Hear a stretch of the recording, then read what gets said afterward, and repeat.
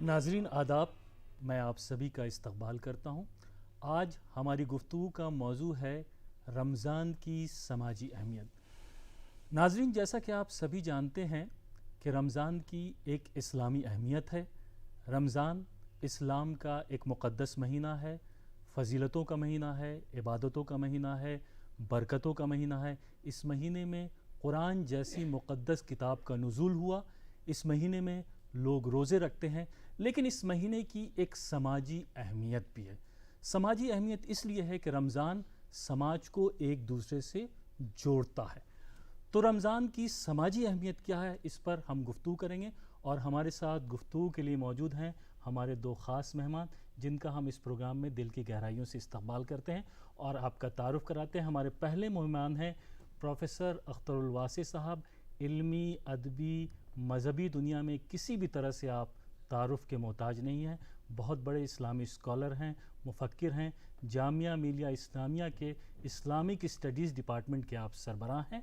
और हमारे दूसरे मेहमान हैं मौलाना मोहम्मद साजिद रशीदी साहब। आप भी इस्लामियात के एक बहुत बड़े स्कॉलर हैं और ऑल इंडिया इमाम एसोसिएशन के सदर हैं। तो सर, पहला सवाल आपसे है प्रोफ़ेसर अख्तरुल वासी साहब से कि रमज़ान की समाजी अहमियत पर तो हम आपसे गुफ्तगू करेंगे, लेकिन हम ये जानना चाहते हैं कि रमज़ान का तारीख़ी पस मंज़र क्या है। देखिए, ऐसा है कि कुरान में जहाँ रमज़ान के रोज़े फ़र्ज़ होने का हुक्म दिया गया है वो बहुत दिलचस्प है। कहा गया है, अल्लाह रब्बुल इज़्ज़त कहते हैं कि हमने तुम पर रमज़ान के एक महीने के रोज़े उसी तरह फ़र्ज़ किए जिस तरह पिछली उम्मतों पे किए थे। जी तो पता ये चला कि रोज़ा जो है वो इबादत है जिसका ताल्लुक़ महज इस्लाम से या मुसलमानों से नहीं है, बल्कि पिछली जो कौमें थीं, पिछली जो उम्मतें थीं, उनके यहाँ भी रोज़ा किसी न किसी तौर पर मौजूद था। उसका नाम अलग हो सकता है, उसका फॉर्म अलग हो सकता है। जी जी तो अगर आप देखें, मिसाल के तौर पे हिंदू मज़हब को, हिंदुस्तान के हवाले से हम बात करें, हिंदू मज़हब में व्रत या उपवास जो है उसकी पुरानी रिवायत मौजूद है। जैन धर्म के अंदर भी ये रिवायत मौजूद है। ईसाइयों के यहाँ भी रोज़े का तसव्वुर, जो फास्टिंग है, वो कहीं ना कहीं मौजूद है। यही यहूदियों के यहाँ भी रहा है। तो अगर आप देखें तो रोज़ा जो है किसी न किसी शक्ल में दुनिया की हर मजहबी रिवायत का हिस्सा रहा है। और उसी तारीख़ी तसलसल में अल्लाह रब्बुल इज़्ज़त ने उसका रिश्ता जोड़ते हुए जब 2 हिजरी में रमज़ान के रोज़े फ़र्द करने का हुक्म दिया कुरान में, तो इस बात का इयादा भी किया और इस तरह से उस तारीख़ी तसलसल से रमज़ान के रोज़े जो हैं आप उन्हें जोड़ सकते हैं। बहुत खूब अख्तरुल वासी साहब, आपने बहुत सही, तमाम मज़ाहिब के हवाले से आपने इसकी तारीफ़ की। गुफ्तगू को हम थोड़ा और आगे बढ़ाते हैं और आपसे भी सवाल करेंगे, लेकिन मैं चाहता हूँ कि आप ये बताएं कि हमारे समाज के ऊपर रोज़े के क्या असरात हैं, रमज़ान के क्या असरात हैं। देखिए, ऐसा है कि समाज जो है वो फ़र्द से अफराद बनाते हैं। जी यानी फ़र्द जो है वो बुनियादी इकाई है जो समाज को तश्कील देता है। तो रोज़े का असर फ़र्द की ज़िंदगी पर भी पड़ता है जी और अफराद जो हैं जिस समाज को तश्कील देते हैं उस पर भी पड़ना लाजमी है। जी मिसाल के तौर पे पहला जो असर पड़ता है वो ये कि आप रोज़े यकसा तौर पे फ़र्द किए गए हैं। जी, अमीर हो, गरीब हो, जी बूढ़ा हो, जवान हो, औरत हो, मर्द हो, जी अब रोज़े फ़र्द कर दिए गए। तो रोज़े में आपसे कहा गया कि एक ख़ास वक्त से लेकर ख़ास वक्त तक आप ना कुछ खाएंगे, ना पिएंगे, और ना जो ख्वाहिशातें नफसानी हैं आप उनकी तरफ राग़िब होंगे, बल्कि उनसे इज्तनाब करेंगे। जी जी तो एक तो ये आपके अंदर क़ुव्वत बर्दाश्त पैदा करता है, जी ज़ब्त नफ्स जो है उसकी आपको ट्रेनिंग होती है। जी दूसरे ये होता है कि जब आप भूखे और प्यासे रहते हैं तो आपको ये पता चलता है, अमीर से अमीर आदमी को, कि गरीब का भूख और प्यास का जो दुख है और तकलीफ़ है और पीड़ा है वो क्या होती है। जी जी اگر رمضان کے روزے نہ ہوتے تو امیروں کو یہ پتہ ہی نہیں چلتا کہ بھوک کی تکلیف کیا ہوتی ہے اور پیاس کی شدت جو ہے اس کا کیا اضطراب پیدا ہوتا ہے اس کے نتیجے میں. جی جی تو ایک طرح سے ایک فائدہ تو سماجی طور پہ اس سے یہ ہوتا ہے. دوسرے یہ ہوتا ہے کہ آپ اس بات کا خیال رکھیں کہ لوگ کم کھانے سے نہیں مرتے بلکہ زیادہ کھانے سے بیماریوں کا شکار بھی ہوتے ہیں اور اس کے نتیجے میں موت کا لقمہ بھی بن جاتے ہیں. طبی نقطہ نظر سے جی میں طبی نقطہ نظر سے بھی اگر آپ دیکھیں تو اس اعتبار سے اگر آپ دیکھیں تو رمضان کا جو ایک معاملہ ہے وہ یہ کہ وہ ہمیں اس بات کی تلقین کرتا ہے اور تربیت کرتا ہے کہ ہم جو ہیں وہ اپنی جو بھوک اور پیاس ہے اس کی کفالت تو کریں, اس کی تشفی کا سامان تو کریں, ہم کھانا بھی کھائیں پانی بھی پئیں لیکن اس کے لیے ایک حد رکھیں. جی جی جی اور اس طرح سے جب آپ ایک مہینے تک آپ دیکھیے دنیا کی ہر مشین جو ہے اس کے لیے ایک سروسنگ پیریڈ ہوتا ہے. جی انسانی جسم کی جو مشین ہے اس کے لیے بھی رمضان کا مہینہ میرے نزدیک ایک سروسنگ پیریڈ ہے.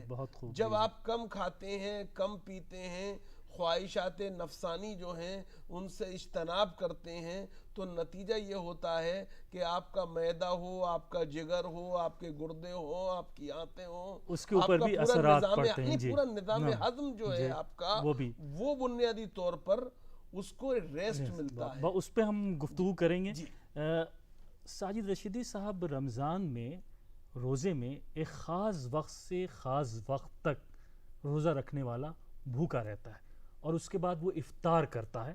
افطار کا بھی ایک خاص وقت ہوتا ہے. ہم یہ چاہتے ہیں کہ آپ ناظرین کو بتائیں کہ وقت کیا ہے بھوکے رہنے کا, کس وقت سے انسان روزہ شروع کرتا ہے اور کس وقت پہ ختم کرتا ہے, اور افطار کی بھی سماجی اہمیت کیا.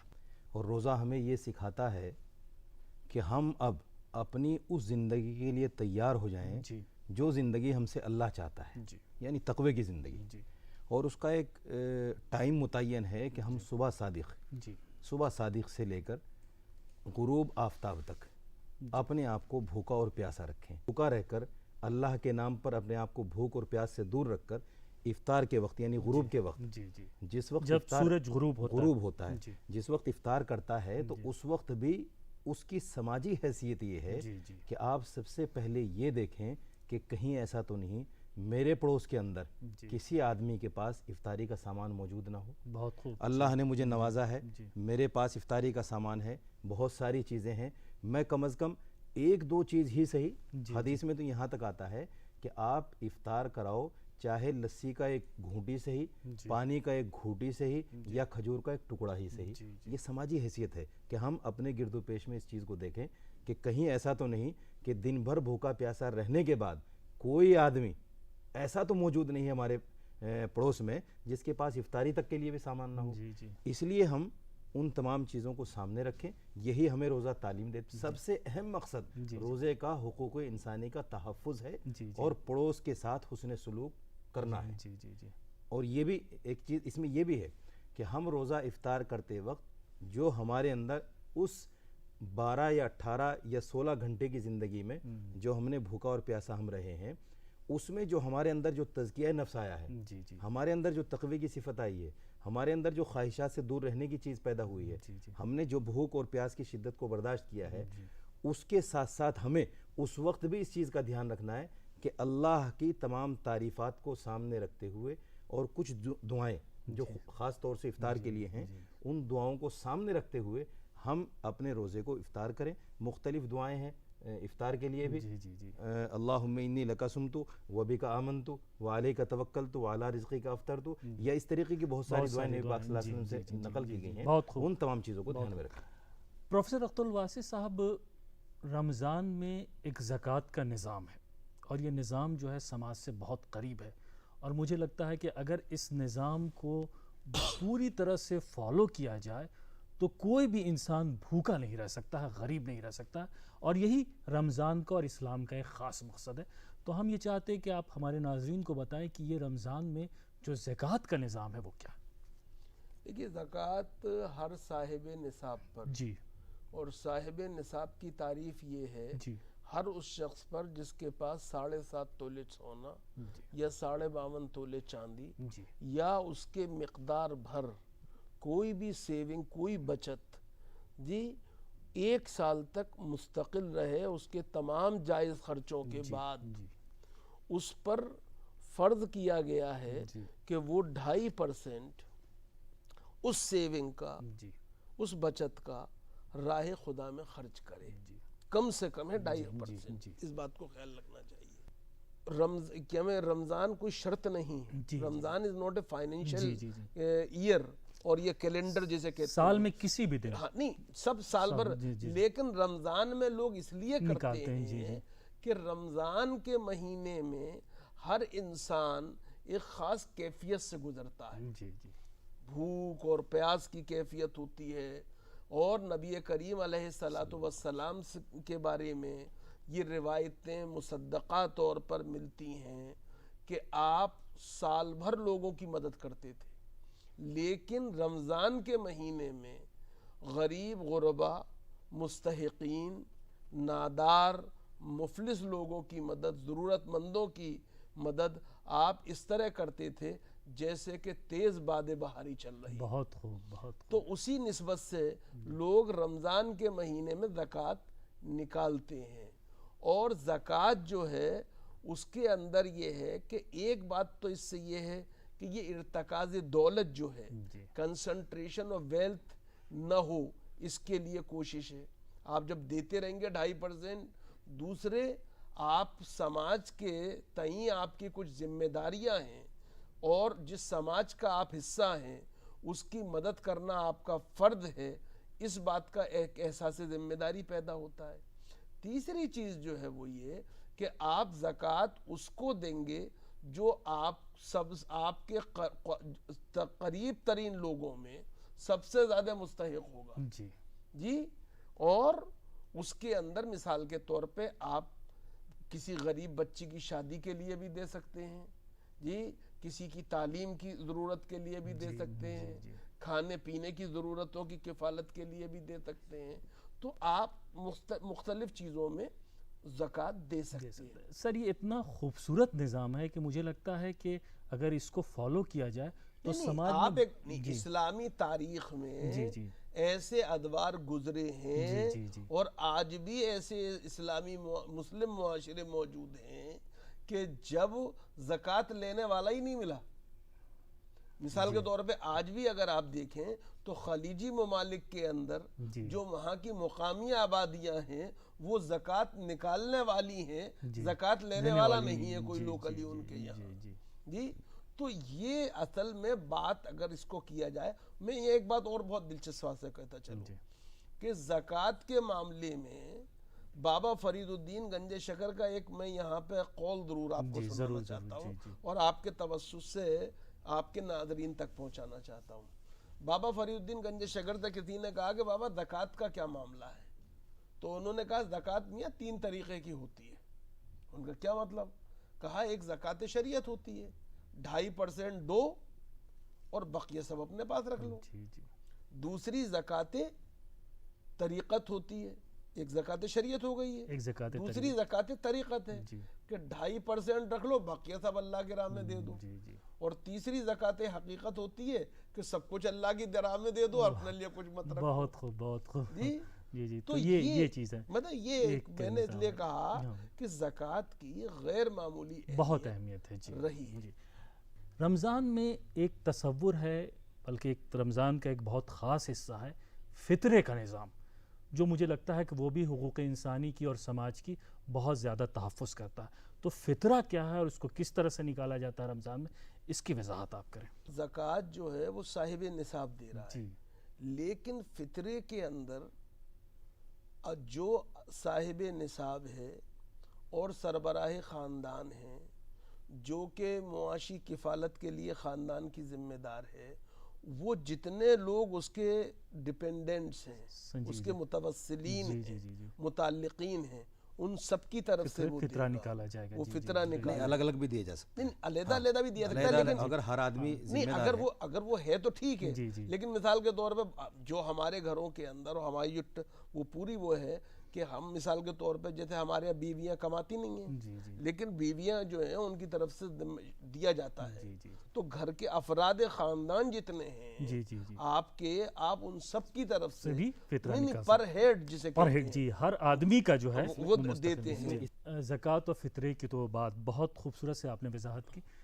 ایک چیز ہے کہ رمضان میں روزے میں انسان کی ایک کیفیت یہ بھی ہوتی ہے کہ وہ تقوی سے بہت قریب ہوتا ہے اور برائیوں سے بھی دور رہتا ہے، تو سماج میں ایک بہت بڑا حصہ جو ہے وہ رمضان کا روزے کا یہ بھی ہے کہ انسان ہر طرح کے کرائم سے بالکل دور رہتا ہے۔ رمضان کے روزوں کی دو کیفیتوں کو سامنے رکھنا چاہیے، ایک تو یہ کہ روزہ واحد عبادت ہے جس کے اندر کی نمائش نہیں ہے، مطلب میں اس کو کسی غلط معنی میں نہ لیں، لیکن بہرحال جب ہم نماز پڑھتے ہیں تو جماعت سے نماز پڑھتے ہیں تو لوگ ہمیں مسجد جاتے آتے دیکھتے تو ہیں، گھر میں پڑھیں، بازار میں پڑھیں، جنگل میں پڑھیں، کہیں پڑھیں، جہاں پہ پڑھ رہے ہیں کسی نہ کسی کی نگاہ تو پڑتی ہے نا۔ جی زکوٰۃ جو ہے وہ اس طرح دینے کا حکم دیا گیا ہے کہ دائیں ہاتھ سے دو تو بائیں ہاتھ کو خبر نہ ہو، لیکن بہرحال جسے آپ زکوٰۃ دیتے ہیں اسے تو پتہ ہوتا ہے نا کہ آپ نے اسے زکوٰۃ دی۔ ایک آدمی تو موجود ہے نا۔ حج کا معاملہ یہ کہ حج ایسی عبادت ہے کہ جہاں آپ کو ہزاروں لاکھوں لوگ دیکھتے ہیں، جاتے ہوئے بھی، آتے ہوئے بھی، اور تمام ارکان ادا کرتے ہوئے بھی۔ روزہ واحد عبادت ہے کہ جب تک کوئی شخص یہ نہ کہے کہ میں روزے سے ہوں کسی کو پتہ نہیں چلتا۔ ایک بات تو روزے کے اندر نمائش کا کوئی خانہ نہیں ہے، اسی لیے اللہ نے اس عبادت کا ثواب، یعنی ہر عبادت کا ثواب اللہ کے پاس ہے، لیکن خصوصی طور پہ اس عبادت کا ثواب اپنے پاس رکھا۔ ایک بات۔ دوسری بات یہ ہے، یہ بات بھی کہی گئی کہ اگر تم اپنے نفس پر ضبط کے ساتھ اپنے غصے پر قابو نہیں پا سکتے، جی اگر تمہارا اخلاق بہتر نہیں ہو سکتا، اگر تم غصے کا شکار ہوتے ہو، اگر تم بد مزاجی و چڑچڑے پن کا شکار ہوتے ہو، اگر تم برا بھلا کہنے پہ آمادہ ہو جاتے ہو، اگر تم گالی گلوچ کرتے ہو، تو ہمیں تمہارے روزے کی کوئی ضرورت نہیں۔ ڈاکٹر صاحب بہت ہی اہم بات ہے جو تقویٰ ہے، دیکھیے تقویٰ کیا ہے؟ تقویٰ ہے خدا سے ڈرنا، پرہیزگاری، جی، اور اللہ سے ڈرنے والوں کی سورہ بقرہ کی ابتدائی آیات میں اللہ نے جو پہچان بتائی ہے وہ یہ بتائی ہے کہ وہ بن دیکھے پہ ایمان لاتے ہیں، نماز قائم کرتے ہیں، اور جو کچھ انہیں دیا گیا ہے وہ اللہ کی راہ میں خرچ کرتے ہیں۔ بہت سر وقت کم ہے اور بہت سارے سوالات ہیں۔ ایک سوال جو رمضان کے تعلق سے اور روزے کے تعلق سے ہمارے ہندوستانی معاشرے میں بہت اہم ہے، وہ یہ کہ یہاں کئی مذاہب کے لوگ رہتے ہیں، اور ہندوستان کی خصوصیت یہ ہے کہ ہر مذہب کے لوگ ہر مذہب کی بہت ہی عزت کرتے ہیں۔ تو ہندوستان میں جو روزے کا تصور ہے اور افطاری کا تصور ہے وہ قومی یکجہتی کا بھی تصور ہے، وہ کیا ہے؟ اس کے بارے میں آپ کچھ بتائیں۔ آپ رمضان میں دیکھیے ہر آدمی جانتا ہے، مسلمان سے زیادہ مسلمان تو اپنے گھروں کے اندر، مسجدوں کے اندر افطاری کا انتظام کرتے ہیں، لیکن جو ہمارے بھائی ہیں وہ دوسرے مذہب کے ماننے والے ہیں، وہ ہمیں باقاعدہ انوائٹ کرتے ہیں اور افطار پارٹیاں رکھتے ہیں، چاہے وہ سیاسی طور پر ہو یا سماجی طور پر ہو، سیاسی بھی ہوتی ہیں سماجی بھی ہوتی ہیں، تو ان لوگوں کی نظر میں بھی ہمارے افطار کا، ہمارے روزے کا وہی مقام ہے جس مقام کو سماجی اعتبار سے ہم سمجھتے ہیں کہ بھئی روزہ ایک عبادت ہے اللہ کا نام لینے کی، وہی مقام ان لوگوں کی نظر میں بھی ہے کہ یہ لوگ ایک بہت اچھا کام کر رہے ہیں، لاؤ ہم ان کی افطار کرا کے ہم بھی اپنے حصے میں کچھ ثواب لے لیں۔ تو ڈاکٹر صاحب یہ سماج کو جوڑنے والا جو تصور ہے وہ بھی ہے ہندوستان میں۔ دیکھیے ایسا ہے کہ یاد رکھیے جس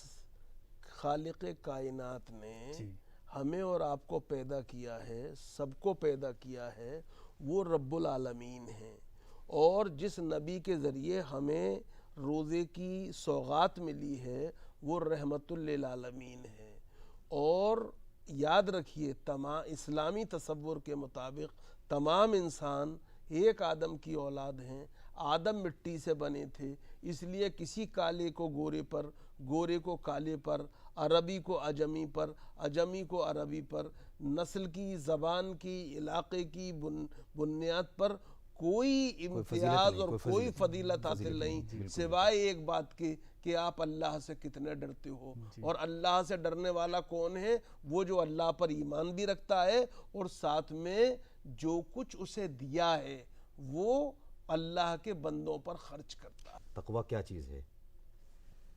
تقویٰ اللہ کے حکم کو ماننے کا نام ہے۔ جی جی جی، چونکہ یہ سب ساری چیزیں رمضان سے جڑی ہوئی ہیں۔ اللہ نے کہہ دیا کہ آپ پورے دن کھانا نہیں کھاؤ گے، آپ پانی نہیں پیو گے، ہم نے اس بات کو فالو کر لیا، مان لیا، یہی چیز تقویٰ ہے۔ یعنی اللہ کی جو اہمیت، اس کی قدرت، اس کی خشیت جو ہمارے دلوں میں بیٹھی ہے، ہم نے اس کو تصور کیا ہے کہ ہم اللہ سے ڈر کر اس کی بات کو مان رہے ہیں، یہی چیز تقویٰ ہے۔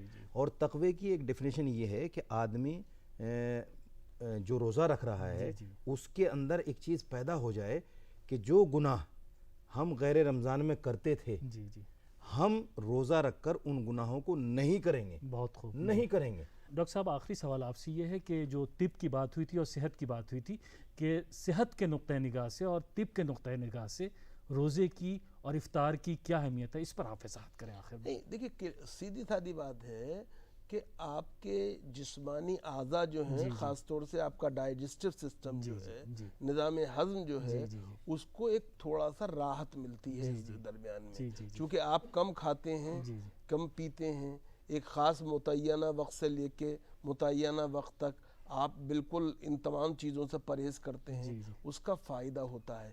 لیکن اس کا خیال رکھنا چاہیے کہ دن بھر بھوکے رہے اور شام کو افطار کے وقت ماشاءاللہ اس طرح ہم ٹوٹ پڑے کھانے پینے کی چیزوں پر کہ ہم نے دن بھر کی نہ صرف کسر پوری کر دی بلکہ روزے کا جو مقصد تھا وہ بھی کہیں نہ کہیں فوت ہو گیا۔ تو اس بات سے ہمیں پرہیز کرنا چاہیے، اور اس کے اندر جو ایک وہ ہے، یعنی انسانی صحت کے اصولوں کے تحت جو فوائد ہیں ان کا ہمیں پوری طرح سے پاس کرنا چاہیے۔ میں اس میں ایڈ کر دیتا ہوں، آج ایک ٹریڈ چل گیا ہے کہ ہمیں اپنا موٹاپا کم کرنا ہے، لوگ ڈاکٹرز کے پاس جاتے ہیں، 15-15 ہزار 20-20 ہزار روپے اس پر خرچ کرتے ہیں کہ ہمیں وہ ڈائٹ چارٹ دیں کہ ہمیں دن بھر میں کیا کھانا ہے کیا نہیں کھانا ہے۔ تو روزہ اہل یورپ جو ایکسپرٹ لوگ ہیں ان کی نظر میں بھی روزہ موٹاپے کو کم کرنا، ڈائبٹیز کو کم کرنا۔ بہت خوب ڈاکٹر صاحب، بہت اہم باتیں، بہت ہی معلوماتی باتیں، مذہبی نقطہ نظر سے بھی، سماجی نقطہ نظر سے بھی، صحت کے پوائنٹ آف ویو سے بھی بہت اہم باتیں آپ حضرات نے کی ہمارے ناظرین کے لیے، تو آپ کا بہت بہت شکریہ۔ آپ کا شکریہ اور ڈی ڈی اردو کا شکریہ، بہت بہت شکریہ۔ تو ناظرین، ابھی ہم گفتگو کر رہے تھے رمضان کی سماجی اہمیت کے اوپر، اور ہمارے ساتھ دو خاص مہمان اس گفتگو میں شامل تھے، پروفیسر اختر الواسع صاحب اور جناب مولانا محمد ساجد رشیدی صاحب۔ تو اگلے ایپیسوڈ میں ہم پھر حاضر ہوں گے ایک نئے موضوع کے ساتھ اور ایک نئے ایکسپرٹس کے ساتھ۔ تب تک کے لیے آپ ہمیں اجازت دیجیے، آداب۔